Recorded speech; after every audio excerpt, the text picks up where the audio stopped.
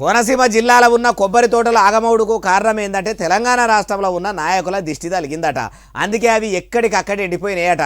తెలంగాణ లీడర్ల కన్లు ఆంధ్రప్రదేశ్ రాష్ట్రంలో ఉన్న కొబ్బరి తోటలు నాశనం చేసేంత బస్టు కాన్లా అంటే ఉప ముఖ్యమంత్రి కొనిదెల పవనాల సారు మాటలు అట్లనే ఉన్నాయట. మరి ముందుగాల కొబ్బరి తోటలను చూసిన కొనిదెల పవనాల సారు మాటలు నుండి రోజు గోదావరి జిల్లాలో మొత్తం కొబ్బరి చెట్లతోటి తెలంగాణ నాయకులంతా అంటారు కొబ్బరి చెట్లతో చాలా ఆనందంగా ఉంటుంది. మీరు ఏమంటుందని పచ్చదనంతో చాలా బాగుంటుందండి. ఈరోజు కొబ్బరి చెట్లు ముండలు కూడా లేవు, అంత దిష్టి తగిలింది కోనసీమకి. అప్పుడెప్పుడో తెలంగాణ లీడర్లు కోనసీమ కొబ్బరి తోటలు పచ్చగా కలకలలాడుతున్నాయి, పచ్చదనం అంటే గోదావరి జిల్లాలు కోనసీమ జిల్లాలే అనొచ్చు అంటే అప్పటి దిష్టి ఇప్పుడు దాకినట.